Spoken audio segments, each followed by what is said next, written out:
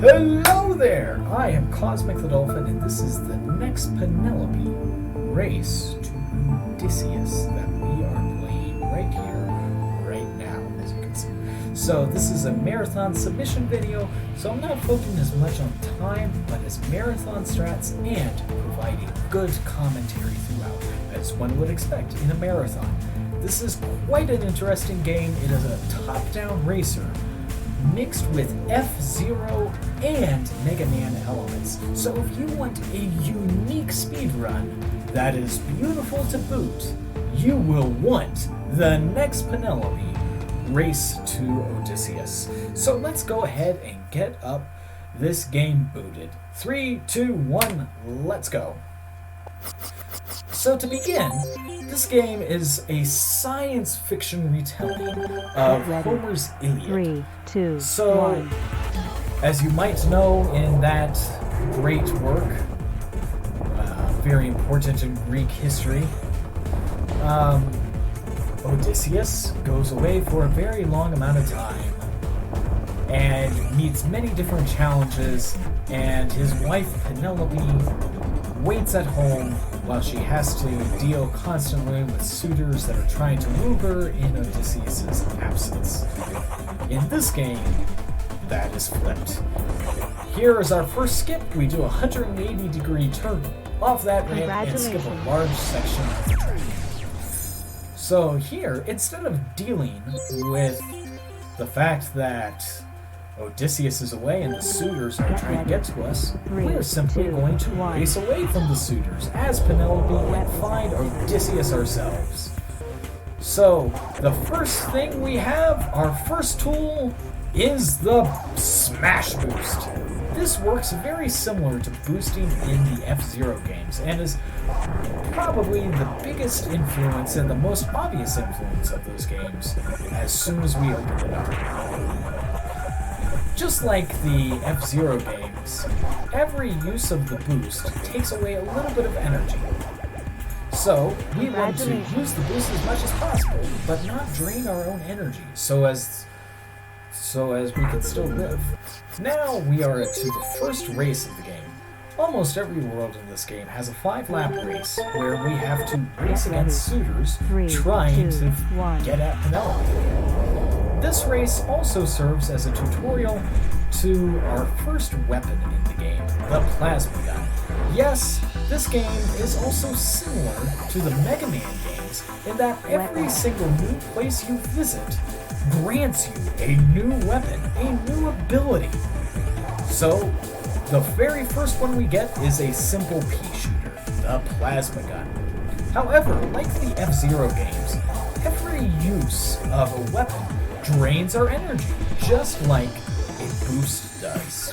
So, we have to be very careful in the use of any weapons. Now, at this point in the run, it is faster to just simply outrace these guys, so we're not going to deal with the plasma gun.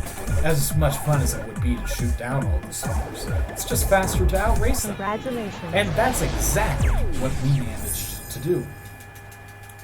But later levels, in fact, the very next world, will open up the amount of weapons that we have and boss fights, where we not only have to outrace, but use weapons to do so.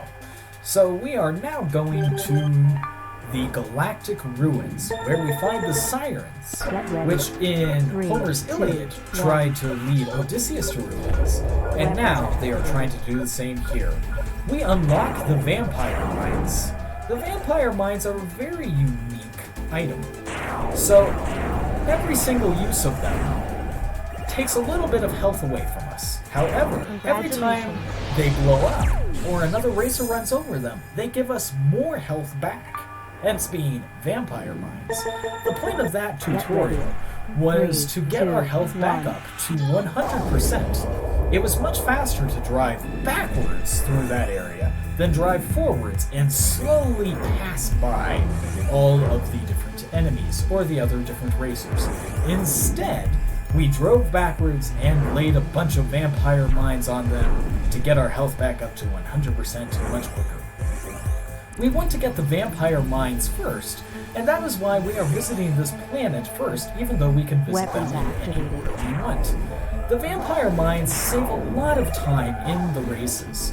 This is due to the fact, as we mentioned earlier, we want to boost as often as possible, but it takes a lot of our health away. However, we can simply use the vampire mines to constantly get health back from the other racers that we are fighting against.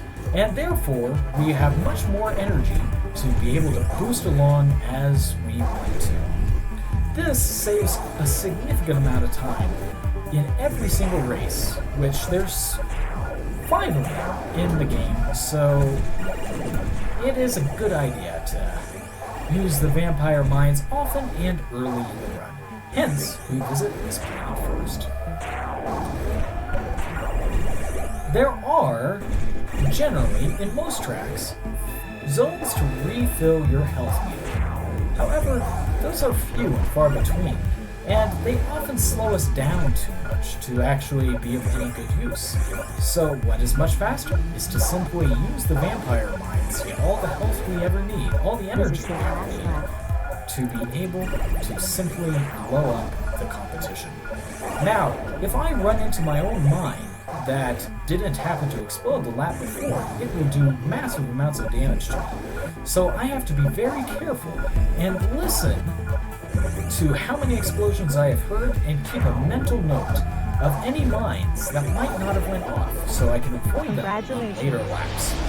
So now that we have gotten through that race, we reach the first boss fight. The sirens themselves in their tanks, and we are going to use our plasma gun and the bombs to quickly rid ourselves of them. So first, we shoot them a bunch with the plasma gun, and we hit them with the vampire mines. And that is the boss fight. One interesting thing about that fight is that the bosses have giant hitboxes that if we make contact with them, will take a lot of health away. However, their hurt box is exactly the same. So if we drive inside that hitbox and simply spam the mines will blow up the very frame we lay them down, and we get our health back. By spamming that, we can do a large amount of damage to those bosses very quickly and take them down. Now, we come to our next planet, where we get the harpoon. We are in the desert of Ariadne, and that character that was in Homer's Odyssey has simply disappeared. So we went to find out what happened to them. So we get this new weapon here, the harpoon. The harpoon is a very handy weapon that can attack through walls. We get it second in the run because we can dual wield it along with the plasma gun to double our DPS against bosses, which makes boss fights much faster. This little tutorial area has 8 larvae spread around randomly, and we want to hopefully get through them as quickly as possible. Where they spawn is entirely random, so I've had some mistakes, so we've lost a little bit of time, but the spawns haven't been terrible. So we would call that a so-so level. Now we get to the race on this planet. As with the other races in this game, we want to get through as fast as possible. There are quite a few shortcuts on this track that we can open up by the use of the harpoon. But as you saw in that tutorial area, using the harpoon leads to a very long animation. So while it may be faster, maybe an in-game time will get us ahead of the computers, in real time it's very slow to open up those shortcuts. Instead, we are going to go through this track as fast as possible, the intended routes. The boring routes, we might say, but with heavy use of those mines so that we can turbo as often as possible. This will save us quite a bit of time. But I still have to be very careful as to how many I lay down and how many actually blow up. But on the second lap, we are already ahead. Funny enough, this track is so difficult casually without knowing how to drive it that this is one of the largest points in the game casually where people call it a break. But thankfully, I know where the enemy AI is supposed to drive and where to lay down mines to get quite a bit of health back, which allows me to boost quite often, and even allows me to generally overlap other racers. Using that technique, we can get through this track pretty quickly and pretty fairly. Now that I've mentioned that, and as we are coming to the last lap, that gives me a slight bit of a chance to mention that the next boss fight, the boss of this planet, is actually the hardest boss fight in the speedrun. Now, that is because there is a very dangerous quick kill on this boss that we will be going for that saves a significant amount of time. You see, the way this boss is designed to be fought casually, this giant larvae that killed Ariadne, is to run away from it and lay down a bunch of vampire mines and wait for the boss to run over them. But that's very slow to deal with. Instead, we went to deal with this boss head on. But that is a very dangerous method, and we need to be far away from the boss to be able to do so. Because if we touch the boss, it is an insta-kill. So I have to get right in the boss's face and turbo away just at the right point in this little dance of death, and every time I turn in, hit it with a harpoon and the plasma gun. We did that fight perfectly and without a hitch. Now, we go to the labyrinth, where, in Greek mythology, the Minotaur lived and did not allow people out. So, we need to find our way outside of the labyrinth and get to the next area. Many deadly lasers that insta-kill us line all the walls in this particular area. We unlock a new power here, which is the teleporter. The teleporter allows us to teleport through walls and allows us to really just quite simply get through that labyrinth very, very quickly, saving a large amount of time. 3, 2, 1. Now we come to the race in this area. Unfortunately for us, the teleport ability has very limited uses outside of this one particular wall. So it's not very useful to get it early in the run, hence why we are getting it now, after having already gotten the vampire mines and one Weapons harpoon activated. to be able to take out the next boss of this planet just a little bit faster. But the teleporter does allow us to make quick work of this trick. This is not a trick that we can often use because there's many invisible shortcuts throughout the game that prevent us from simply teleporting around wherever we want to go. But here, we're able to do so. At this point, this is where I would normally leave a portion of the run to donations. However, it is worth mentioning, since I can have a little bit of extra time to talk, a little bit about some of the details of this game. You can buy it on PC on Steam, which is where it was originally released, or you can also get it on the Nintendo Switch on the eShop. This game was developed entirely by a single person, Roland Rigard, a French game dev. And he did a pretty smackin' job, I just want to add.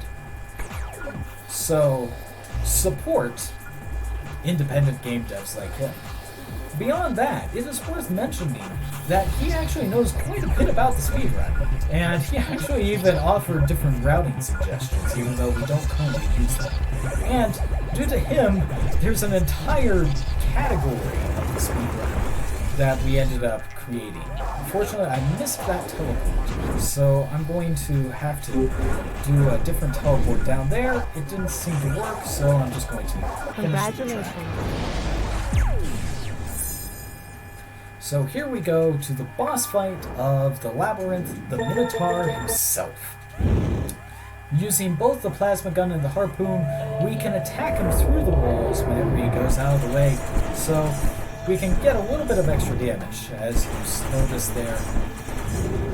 And that allows us to get this particular boss done in a single cycle with only a single teleport.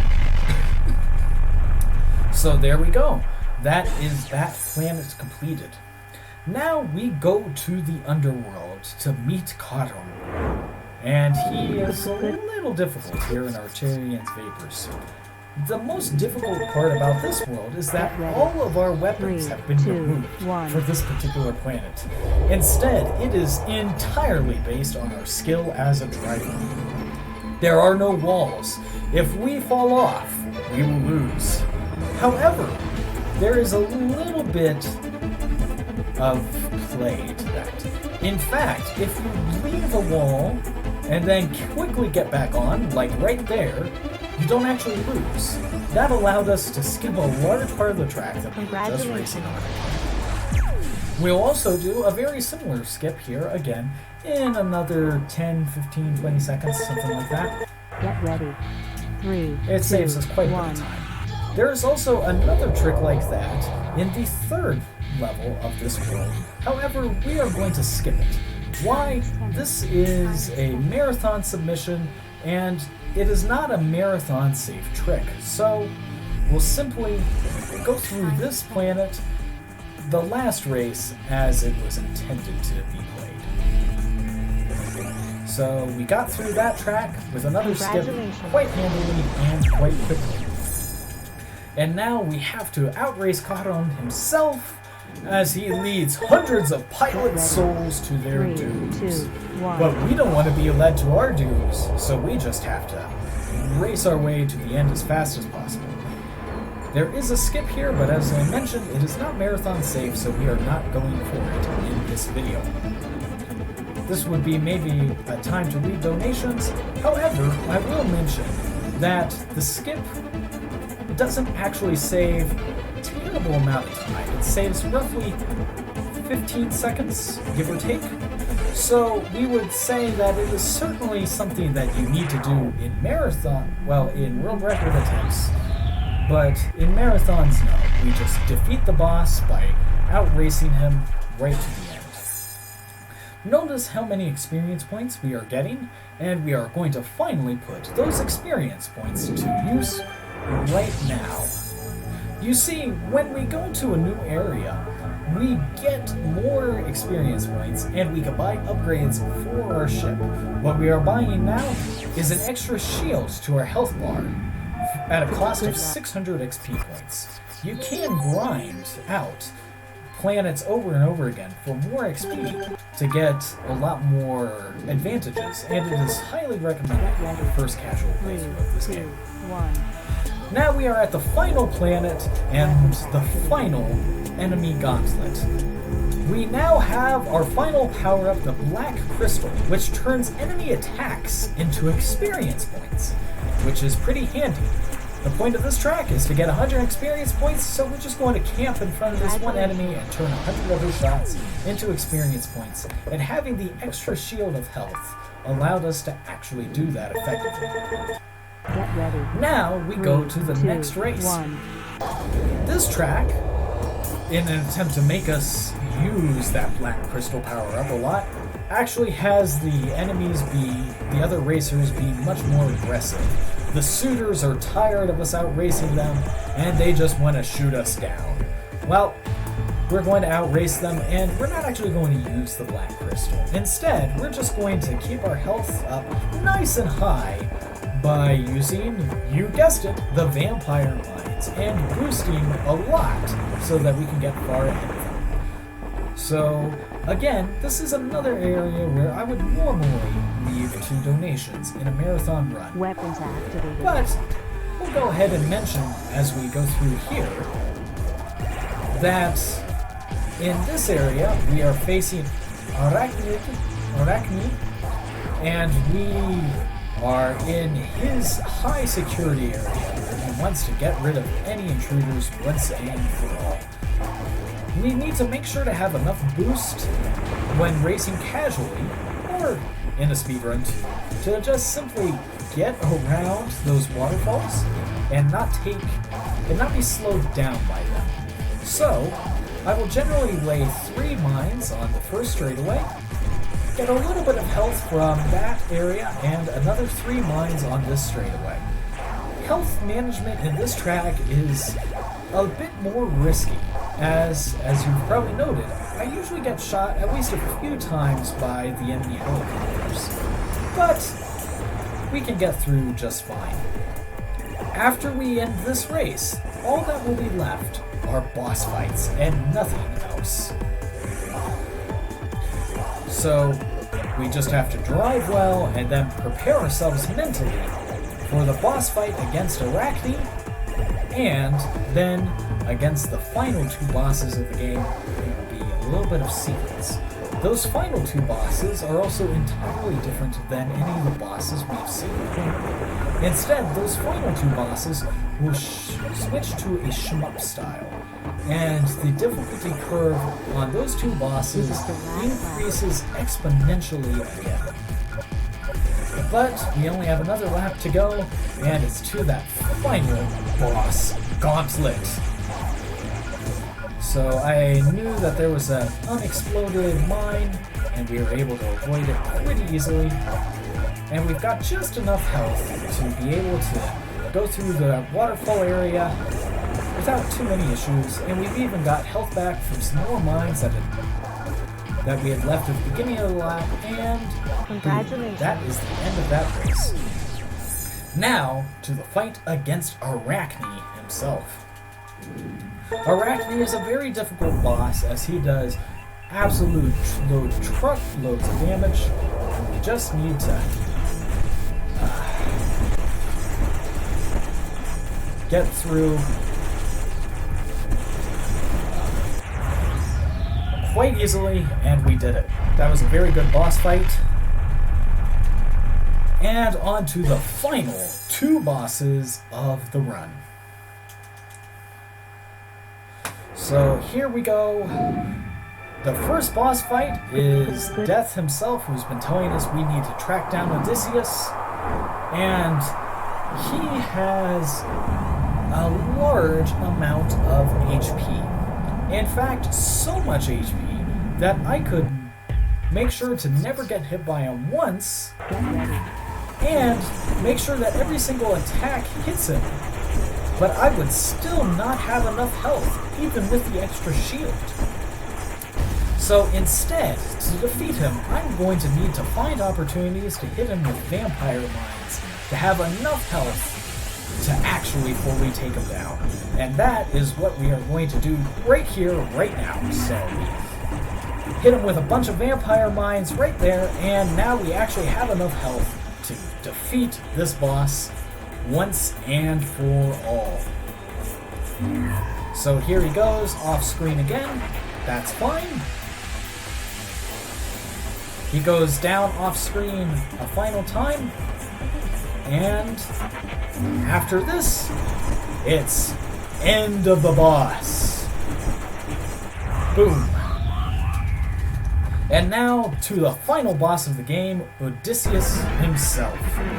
So, again, he has so much health, we do need to hit him with the vampire mines to be able to defeat him once and for all, but we will be able to do that quite easily by just getting quite a few hits with vampire mines as he's right down here, and now we've got a bunch of health, and we can just dodge his final attacks, and we'll be good. So, we are nearly done, and that is... As soon as this stops shaking... Time. 23:13.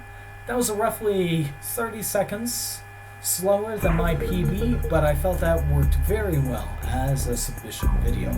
So, at the end of that, we found out that Odysseus himself had gone mad under Poseidon's control, so we killed Poseidon, and we ended up being forced to kill Odysseus too.